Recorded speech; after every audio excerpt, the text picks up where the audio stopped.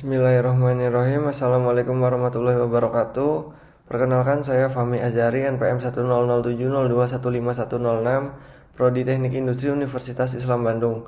Ingin mempresentasikan hasil penelitian saya yang berjudul Pengendalian Kualitas Produk Roster Beton dengan penerapan metode New Seven Tools dan prinsip 5S, studi kasus CV Jaya Abadi.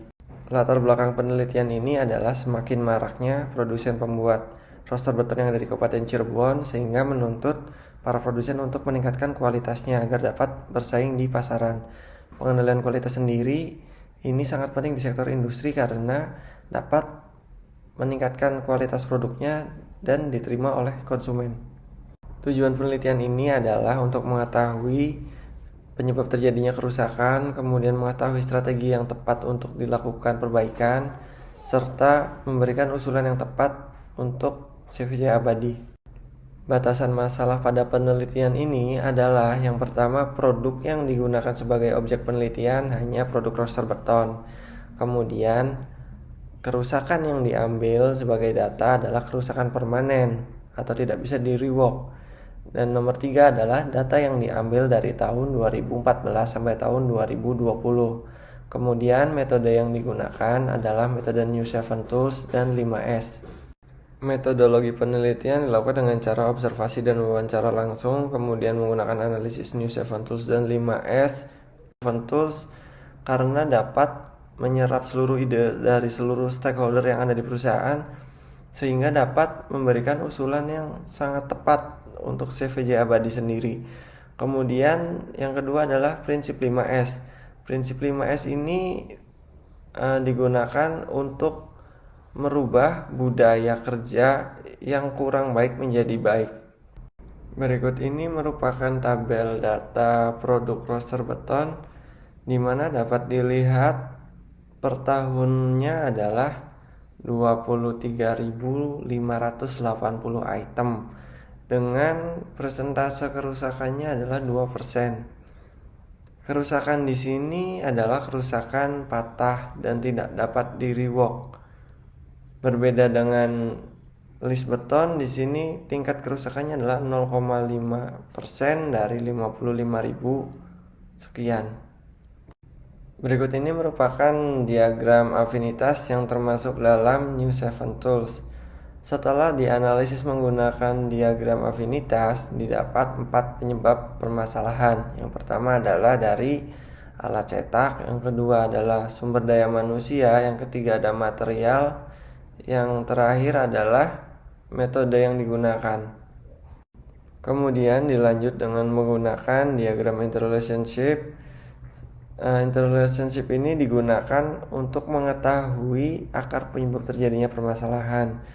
Kemudian permasalahan yang ada di CVJ Abadi sendiri diketahui tidak adanya kontrol dalam setiap tahapan pembuatan produk. Kemudian dilanjut menggunakan tree diagram. Tree diagram sendiri digunakan untuk mengendalikan kualitas serta mengurangi kerusakan. Pada penelitian ini didapat yang pertama adalah untuk meningkatkan kualitas sumber daya manusia, kemudian 2 meningkatkan kualitas material, kemudian meningkatkan kualitas alat cetak.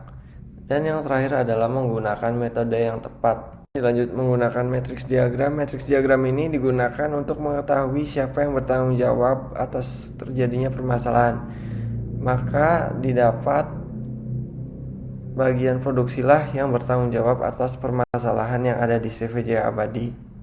Kemudian menggunakan analisis data metrik di mana dapat diketahui masih banyak sekali yang belum dilakukan di perusahaan, seperti memaintenance alat atau membersihkan alat setelah digunakan.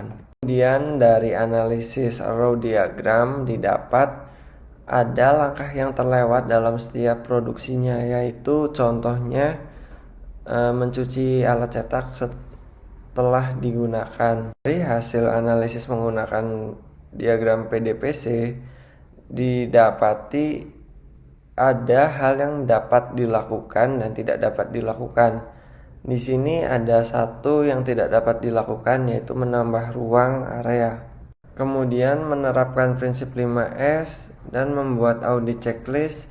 Dari 38 item didapat nilai 25, di mana nilai ini jauh dari kata sempurna yang seharusnya adalah 152. Hasil evaluasi 5S didapat presentasi senilai 22,22%, yang dimana ini adalah buruk.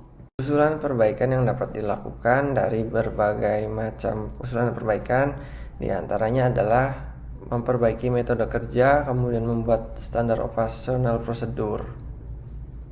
Kesimpulannya adalah ada 4 faktor penyebab terjadinya kerusakan, dan ini harus segera ditanggulangi untuk mengurangi kerusakan untuk seterusnya.